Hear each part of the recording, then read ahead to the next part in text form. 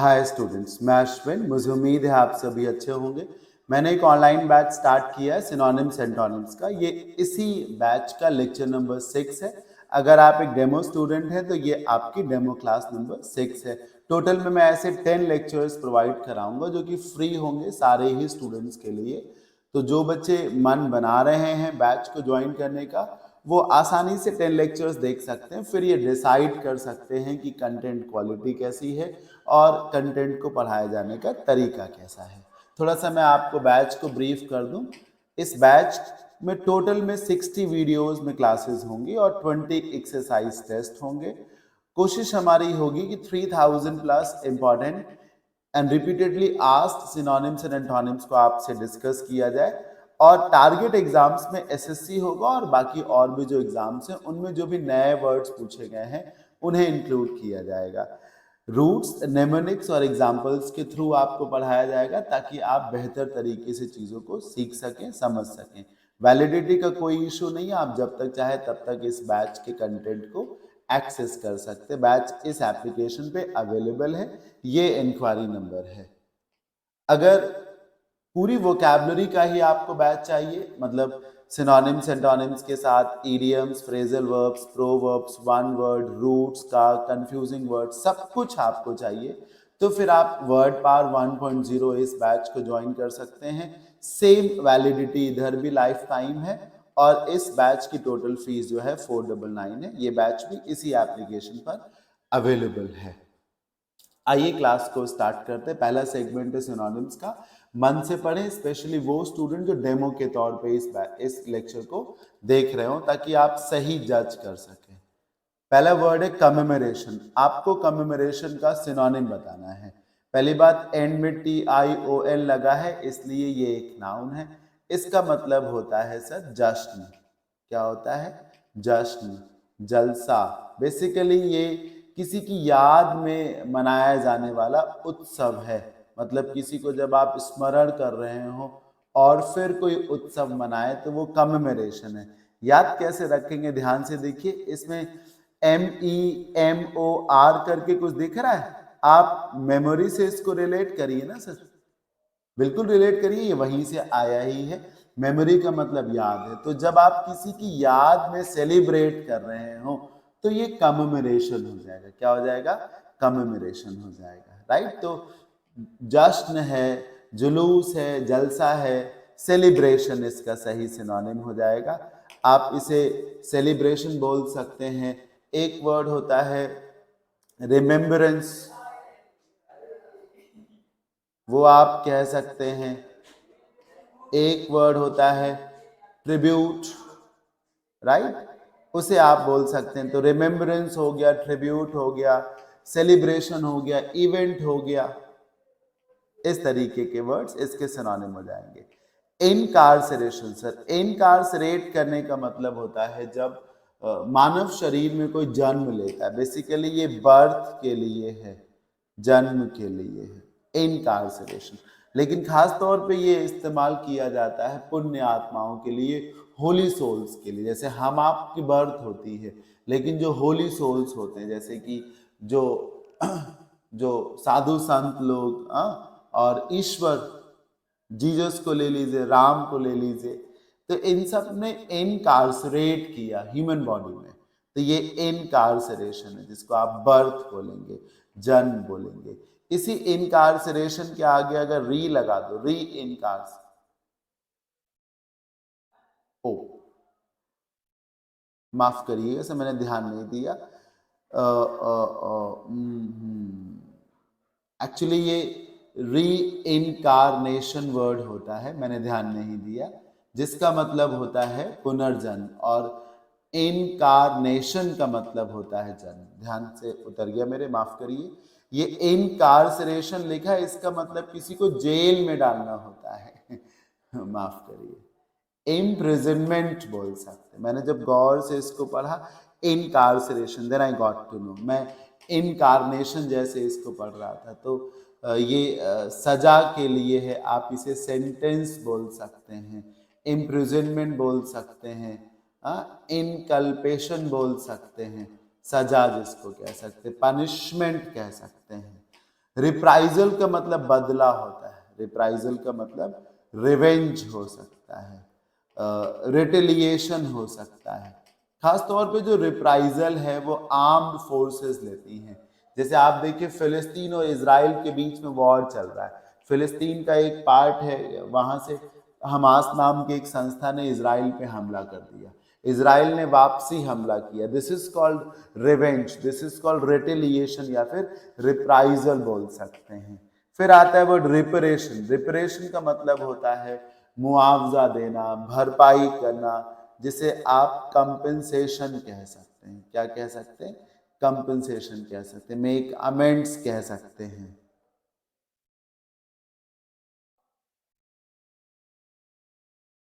ठीक, रिपारेशन को याद करने का तरीका है कि आप इसे रिपेयर से रिलेट कर लीजिए। रिपेयर, रिपेरेशन को रिपेयर से रिलेट कर लीजिए, यानी कि जब आप डैमेज हो जाने पर रिपेयर कर रहे हैं, तो रिपेयर कैसे होता है? आप कंपनसेट कर दीजिए। रिपेयर एक तरीके से कंपनसेशन ही तो है।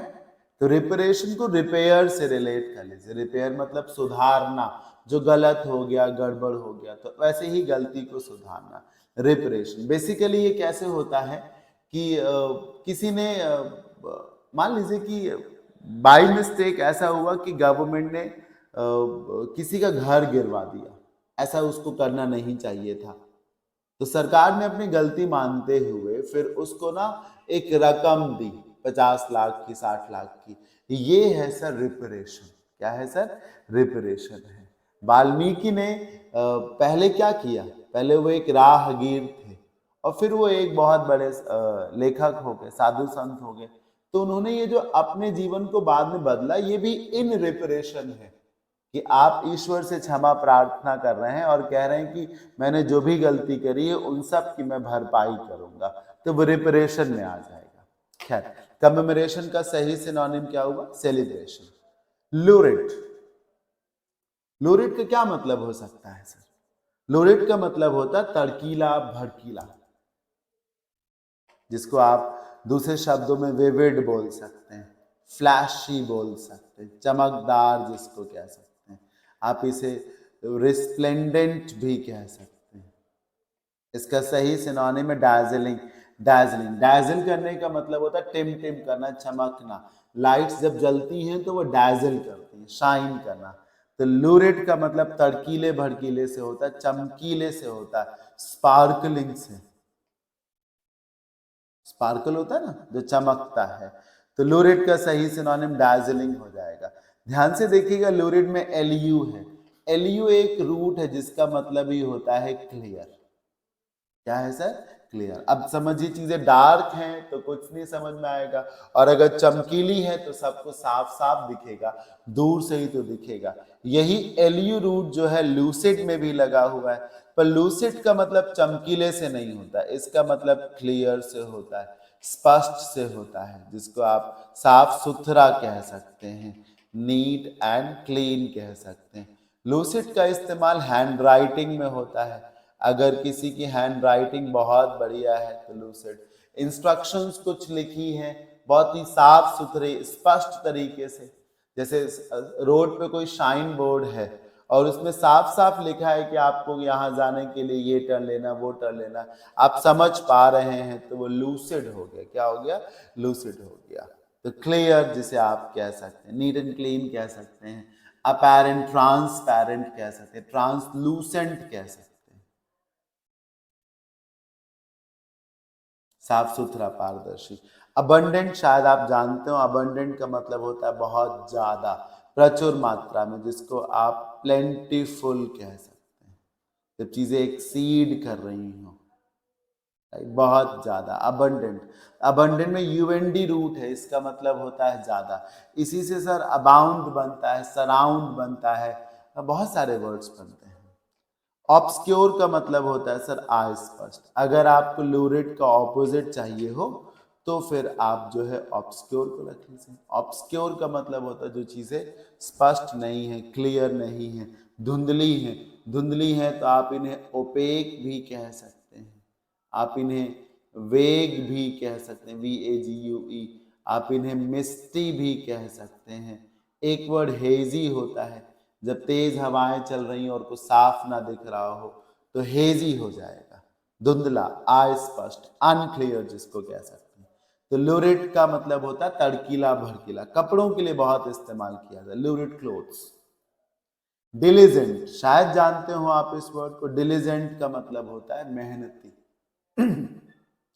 लेबोरियस, हार्ड वर्किंग,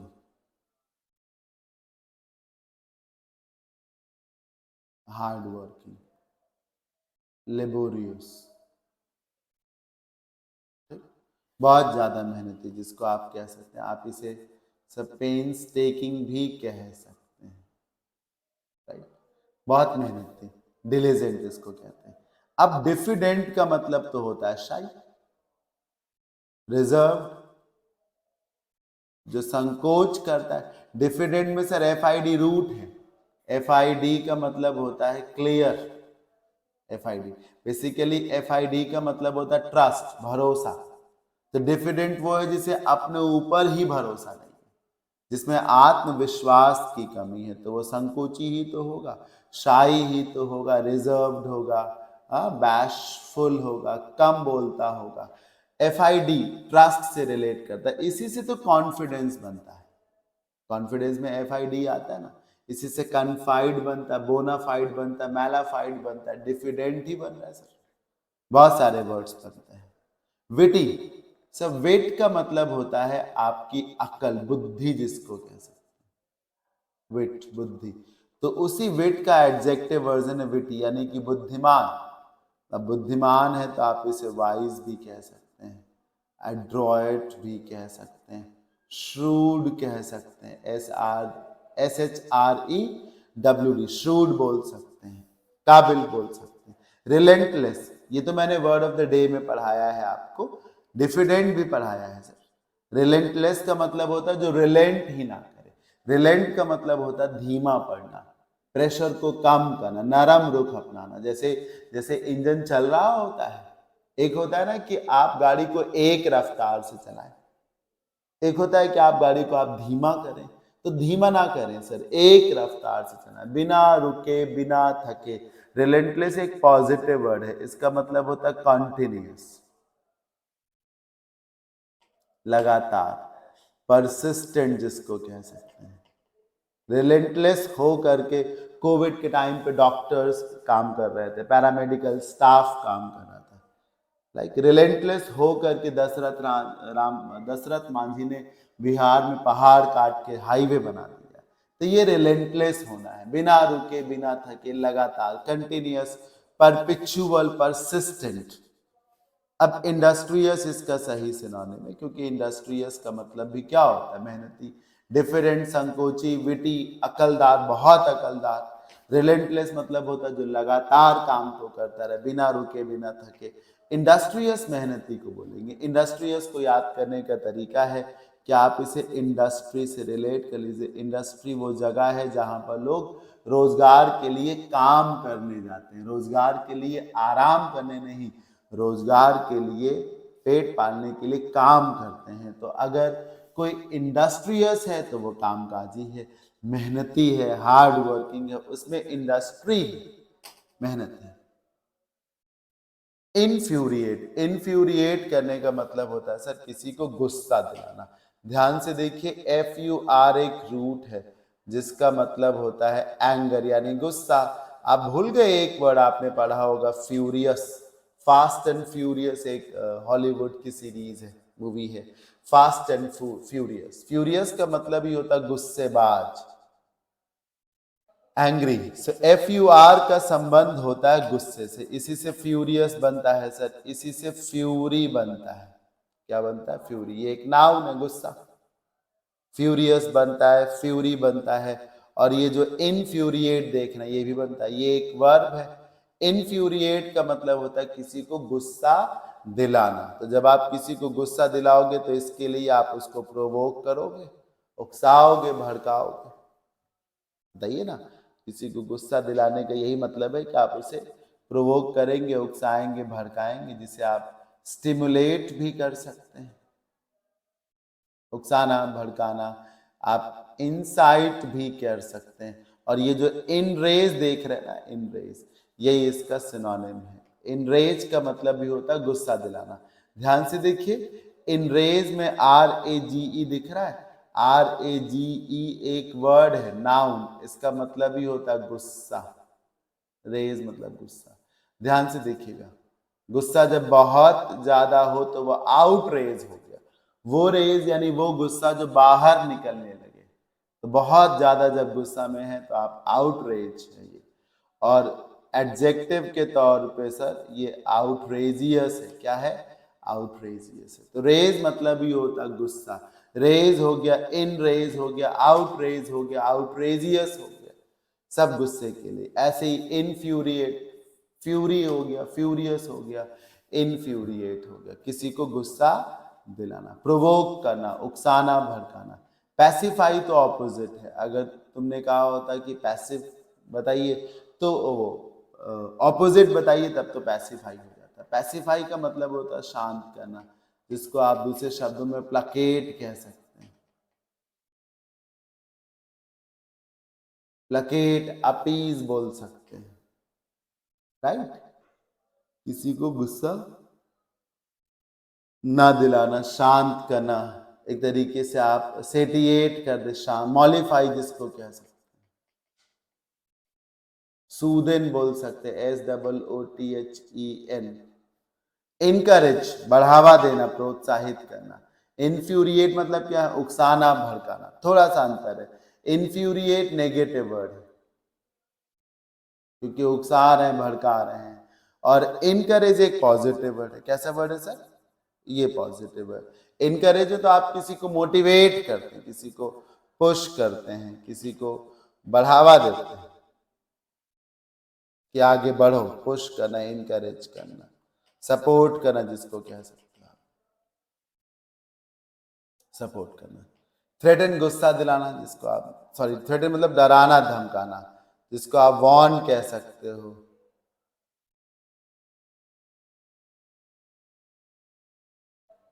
वॉर्न करना, डराना, धमकाना। Intimidate,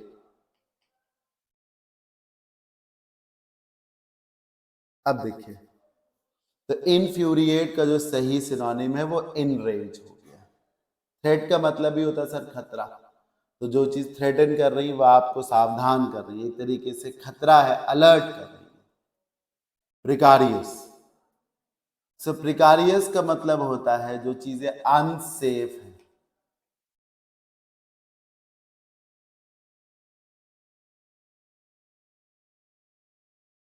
precarious, unsafe, unprotected, insecure, जिसको कह सकते हैं।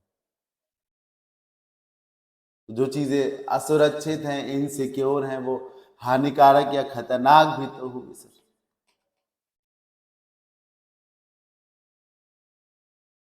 जिसे आप डेंजरस बोल सकते हैं, प्रिकारियस,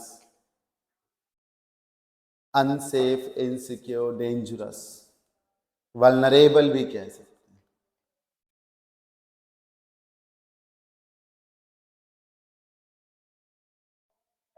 प्रिकारियस को याद करने का तरीका है कि प्री और केयर में तोड़ लीजिए।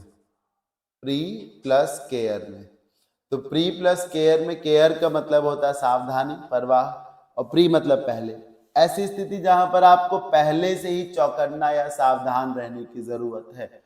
और कौन सी ऐसी स्थिति होती जहां पर आपको चौकन्ना या सतर्क रहने की जरूरत होती? वो जो अनसेफ है, इनसिक्योर है, जहां पर चोट खा सकते हैं।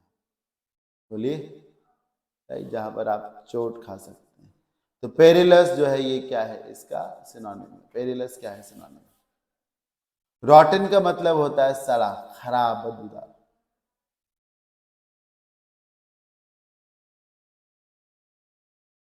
रॉटन, सड़ा, खराब, जिसको आप जो है स्टेल बोल सकते हो। क्या बोल सकते हो सर? स्टेल बोल सकते हो, बासी, सड़ा। रैंसेड कह सकते हो, रैंसेड।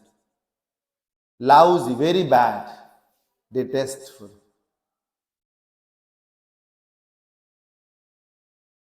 बहुत खराब, डिटेस्टफुल। रॉटन, खराब, सड़ा। रॉटन एप्पल एक फ्रेज होती है कि ग्रुप में सारे सेब अच्छे हैं लेकिन एक खराब है। रॉटन फ्रेंड होता है, सारे दोस्त अच्छे हैं पर एक बदतमीज। रॉटन का मतलब ही होता है खराब, स्टेल, रैंसिड, बासी जिसको कह सकते हैं। Perilous, unsafe, insecure. आइए अब एंटोनिम्स को पढ़ते हैं। पहला वर्ड है इसमें इमेसिएटेड। सर इमेसिएटेड एक एडजेक्टिव है और इसका मतलब होता है बहुत दुबला पतला, मतलब बहुत ज्यादा ही वीक जिसको आप कह सकते हैं। आप इसे थिन कह सकते हैं, राइट। एक वर्ड स्लेंडर होता है, SLENDER, वो बोल सकते हैं। बहुत दुबला पतला व्यक्ति कमजोर भी होगा तो आप इसे रिकेटी भी कह सकते हैं, और आप इसे बैग ऑफ बोन्स भी कह सकते हैं, राइट। बहुत ज्यादा दुबला पतला, इसलिए इसका सही ऑपोजिट आपको तो हेल्दी ही रखना चाहिए, क्योंकि इसका मतलब जो बहुत कमजोर है और इसका मतलब है जो स्वस्थ है, फिट है जो। अब लग्जरियस का मतलब होता है full of comfort. Luxurious lifestyle होती है फुल ऑफ, जिसमें बहुत मौज है, जिसमें बहुत आराम है, फुल ऑफ कंफर्ट, लैविश बोल सकते हैं आप इसके लिए। कंज्यूमेट, कंज्यूमेट एक स्ट्रॉन्ग वर्ड है, इंपॉर्टेंट वर्ड है। कंज्यूमेट का मतलब होता है कोई व्यक्ति अगर अपनी किसी फील्ड में काबिल है, एक्सपर्ट है, यानी कि एक्सपर्ट है, एमिनेंट है जिसको कह सकते हैं, जो मझा हुआ है, जिसे आप अकम्पलिश्ड कह सकते हैं, जिसे आप प्रोफिशिएंट कह सकते हैं, वो है कंज्यूमेट। कंज्यूमेट को समझने का तरीका यही है, पॉजिटिव वर्ड याद रखिएगा, कंज्यूम से रिलेट करिए। जब आप कंज्यूम करते हैं चीज़ों को तो आप उनका उपभोग करते हैं। तो क्या होता है, जब आदमी सीखता है और बहुत कुछ सीखता है तो वो नॉलेज को अपने भीतर क्या करता है, समाहित करता है, तो वो उसे कंज्यूम कर रहा होता है। जैसे आपने बहुत सारा नॉलेज गेन किया तो उस नॉलेज को आप अपने भीतर ले जा रहे हैं ना, आप उसे कंज्यूम कर रहे हैं। तो जब आप बहुत सारा नॉलेज कंज्यूम करेंगे तो आप काबिल हो जाएंगे। इसी से आप बोल सकते हैं कि आप कंज्यूमेट हैं। सिंपैथेटिक होने का मतलब तो दयावान होने से है, जिसको आप काइंड भी कह सकते हैं, पोलाइट बोल सकते हैं, हम्बल बोल सकते हैं, राइट। अफेबल, अफेबल का मतलब होता है बहुत फ्रेंडली टाइप का, मित्रवत टाइप का एडजेक्टिव है, जिसमें अपनापन है, अटैचमेंट है जिसमें। तो फ्रेंडली हो सकता है, जोवियल हो सकता है, और एमिएबल भी हो सकता है, जिसमें एक अटैचमेंट वाली बात हो, लव हो, जो कंपैशनेट हो, सिंपैथेटिक भी हो सकता है अफेबल। अफेबल में एक्चुअली AFF दिख रहा है, AFF एक रूट है जिसका मतलब होता है लगाव, अटैचमेंट जिसको कहते हैं, अटैचमेंट। आप गौर करिए कि किसी इंस्टीट्यूट के आगे, स्कूल कॉलेज के आगे लिखा रहता है कि CBSE बोर्ड द्वारा मान्यता प्राप्त, इंग्लिश में लिखा रहता है affiliated by CBSE board. Affiliated में यही AFF आ रहा है, तो संबद्ध। तो आप समझिए, जब लगाव होगा, प्रेम होगा तो संबंध होंगे नहीं, संबंधी होंगे नहीं, करीब होंगे कि नहीं होंगे। सर AFF से ही अफेक्शन बनता है, अफेक्शन का मतलब प्रेम होता है, अफेक्शनेट बनता, अफेक्शन बनता, अफेबल बन रहा है, एफिनिटी बनता है, एफिलिएशन बन सकता है। तो ये एक रूट टाइप से है जिसका मतलब है लगाव, अटैचमेंट। अब आप सोचिए, ऑपोजिट चाहिए आपको। नोटोरियस तो कुख्यात को कहते हैं, जिसे आप जानते हैं लेकिन खराब काम के लिए, जो गुंडा है, मवाली है, लुटेरा है। तो जो नोटोरियस है वो इनफेमस है। क्या है सर? इनफेमस है। सलेन होने का मतलब होता है थोड़ा सा उदास होना, दुखी होना, सैड होना जिसको कह सकते हैं, ब्लीक बोल सकते हैं, ग्लूमी कह सकते हैं आप चाहें तो। प्लीजेंट सुखद को कहेंगे, हैप्पी को प्लीजेंट कह सकेंगे, प्लीजेंट। फेवरेबल को कह सकते हैं, जैसे मार्च अप्रैल में क्या होता है कि मौसम अच्छा रहता है ना, तो प्लीजेंट वेदर कंडीशंस होती। सरली इसका सही ऑपोजिट है, क्योंकि इसका मतलब है जो फ्रेंडली है, जिसका सबसे रिलेशन है, जो सबसे मेल खाता है, जो सबके साथ घुल मिल जाता है। सरली चिड़चिड़े को कहते हैं। किसको कहते हैं? चिड़चिड़ा। चिड़चिड़ा व्यक्ति तो किसी से नहीं मेल खाता ना, वो तो फिर शिकायत ही करता रहेगा, झगड़ा ही करता रहेगा। तो सरली पर्सन क्या होता है? कंप्लेनिंग नेचर का होता है। वो इरिटेबल होगा। होगा कि नहीं होगा? इरिटेबल होगा। सरली को याद करने का तरीका है कि आप सरली को करली से रिलेट कर लें। ऐसे कह लें कि जिसके बाल करली हो वो सरली होता है। करली मतलब उलझे उलझे से। जब आपके बाल उलझे उलझे होते होंगे और आप उन्हें सुलझाओगे तो गुस्सा नहीं आएगा। आपके अगर बाल उलझे उलझे हैं फिर आप उन्हें सुलझाओगे तो गुस्सा आएगी। तो अगर आपके हेयर करली हैं तो उन्हें सुलझाने में आपको गुस्सा आती है, यानी कि आप सरली हैं। सरली हैं तो चिड़चिड़े हैं। तो अफेबल का सही ऑपोजिट सरली हो गया। जेटिसन। जेटिसन एक नाउन भी है, वर्ब भी है। इसका मतलब त्यागना होता है, रिलीज कर देना। खासतौर पे किसे त्यागना? जो चीज आपके लिए बोझ हो रही हो, छुटकारा पाना जिसको कह सकते हैं, गेट रिड ऑफ। जो चीज एक्स्ट्रा में हो और आप उसे फिर फेंकते हैं, थ्रो करते हैं, राइट? Get rid of. और आप इसे फॉर सेक कर सकते हैं, त्याग देना, छुटकारा, फुर्सत पा जाना बेसिकली होता है। आपने इसलिए छोड़ दिया क्योंकि वो एक बोझ के जैसे लदा हुआ था, तो आपने उसे त्याग दिया, लीव इट। तो ये रिलीज है, गेट रिड ऑफ है, थ्रो है, राइट? लीव हो सकता है। समझेंगे कैसे? ये बेसिकली जो जेट प्लेन्स होते हैं ना, एयरक्राफ्ट होते हैं, वो एयरक्राफ्ट में जब एक्सेस में फ्यूल होता है ना, ईंधन होता है, उसको एयर में जब बर्न किया जाता है तो ये प्रोसेस जेटिसन कही जाती है। कई बार आप देखते हैं कि प्लेन जब लैंड करने वाला होता है तो उसके पहले कई बार कुछ राउंड्स लगाता है, चक्कर लगा रहा होता है, और वो लैंड बाद में करता है। ऐसा वो इसलिए करता है कि जब प्लेन को लैंड होना होता है तो नियम के मुताबिक कि इतना ही फ्यूल जो है टैंक में होना चाहिए। अगर इससे ज्यादा फ्यूल होगा तो प्लेन लैंड करते समय बहुत तेजी से जमीन पर प्रेशर एग्जर्ट करता है, धड़ाम से आता है। तो अगर ज्यादा ही फ्यूल होगा तो जो टैंक है उसके बर्न होने का चांस रहता है। इसीलिए अगर इस मीटर से ज्यादा, इस लेवल से ज्यादा फ्यूल है तो एयर में प्लेन उस फ्यूल को बर्न करते हैं, जेटिसन करते हैं, और फिर जो है लैंड करते हैं। कुछ वक्त पहले एक प्लेन में ये इसी वजह से गड़बड़ी हो गई थी, फायर लग गई थी, क्योंकि जब प्लेन लैंड हुआ तो उसमें फ्यूल ज्यादा था, जितना होना चाहिए था उससे ज्यादा, जिसके चलते टैंक में आग लगी और कई सारे लोग जल के मर गए थे सर। तो जेटिसन स्पेशली वहां से आया है। तो जेट में जो ईंधन होता है उसे जेटिसन करते हैं। नहीं समझे? जेट मतलब प्लेन, तो जेट में जो ईंधन होता है उसे जेटिसन करते हैं, मतलब बर्न करते हैं, जलाते हैं, खत्म करते हैं, फेंकते हैं। ये सब ईंधन होता ही जलाने के लिए। तो जेट का ईंधन जब बर्न किया जाए, हटाया जाए, खत्म किया जाए तो उसे जेटिसन कर दिया गया। अब आपको तो ऑपोजिट चाहिए, प्रिजर्व हो जाएगा। प्रिजर्व करने का मतलब ही होता है संग्रह करना, जिसको आप कंजर्व भी कह सकते हैं, हाँ, सिक्योर भी कह सकते हैं। सिक्योर एक छिपाना होता है तो आप उसे होड़ भी कह सकते हैं।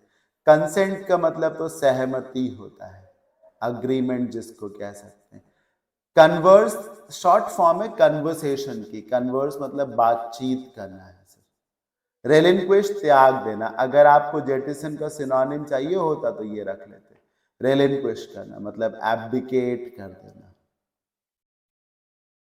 अबैंडन कर देना।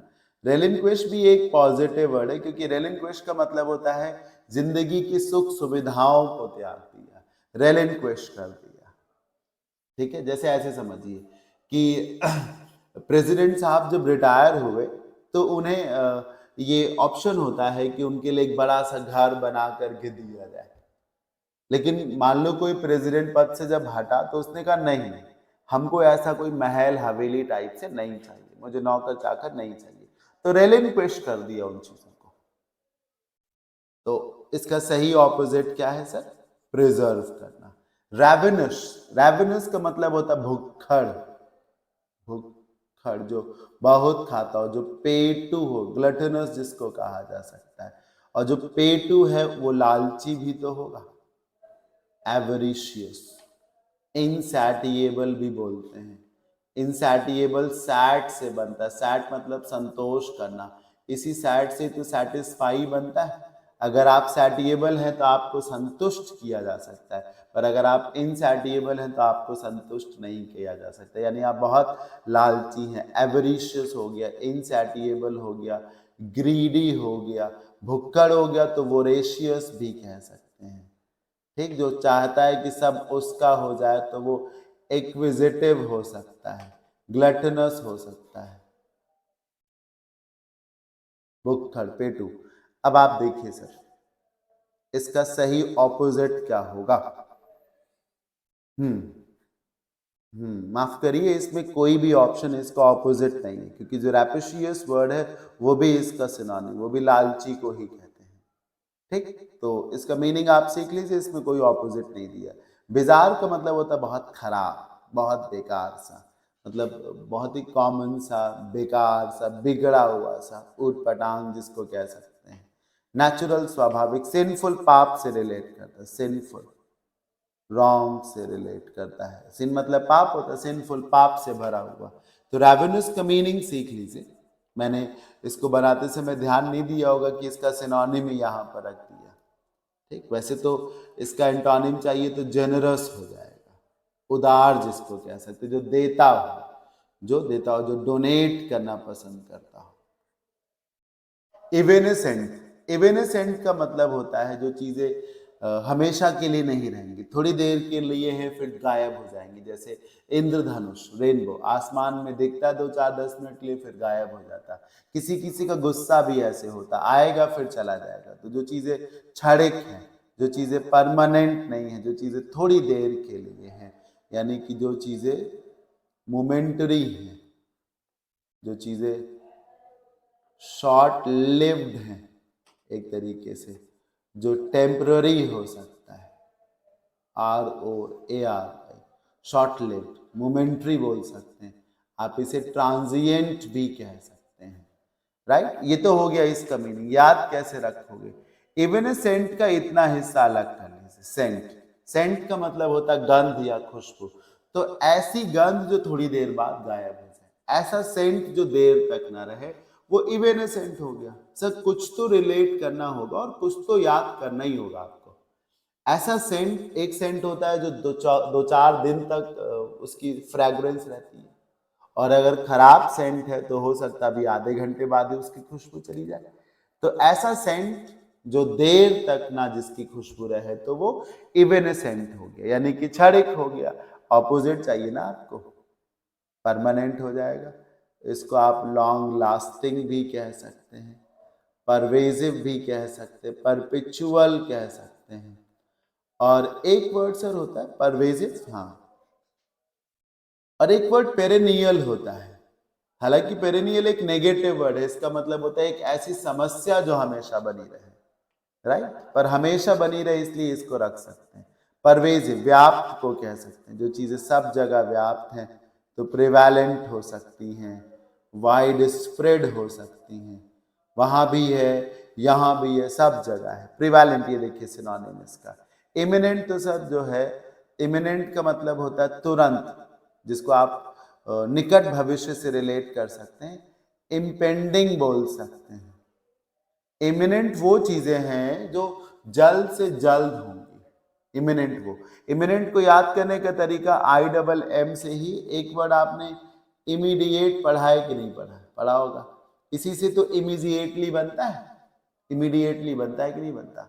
तो इमिनेंट वो चीजें हैं जो इमीडिएट होंगी, तुरंत होंगी, ज्यादा समय नहीं लगेगा, तो उन्हें आप इम्पेंडिंग भी कहते हैं। इमिनेंट एक नेगेटिव वर्ड है, ये भी याद रखिएगा, क्योंकि इमिनेंट इसके लिए होता है कि तबाही होनी है, बाढ़ आनी है, आग लगनी ही लगनी है, उसका मरना है तो मरना ही है।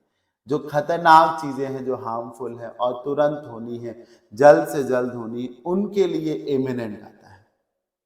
सेशन यहीं पे ओवर होता है। बिफोर आई वाइंड अप, मैं आपको थोड़ा सा बताना चाहूँगा कि अगर English grammar, word power, comprehension सब में आपको इशू है और आप मेरे से सब कुछ पढ़ना चाहते हैं, तो इस बैच की टोटल फीस है 1199 और इसकी भी वैलिडिटी है लाइफ टाइम। ये भी ऑनलाइन बैच है, डेमो सेशंस इसके भी बहुत सारे अवेलेबल हैं, राइट। जिन लोगों को ऑफलाइन क्लासेस करनी हो तो मैं आलमबाग लखनऊ में फिनिक्स मॉल के पास पढ़ाता हूँ, आप यहाँ आके क्लासेस कर सकते हैं। जो भी लोग इसे डेमो सेशन के तौर पे यूट्यूब पर देख रहे हैं वो अपना फीडबैक जरूर दें कि कैसा लगा, कंटेंट क्वालिटी कैसी लगी और मैंने पढ़ाया कैसा। मिलते हैं अगले सेशन में, till then keep learning, bye bye, take care.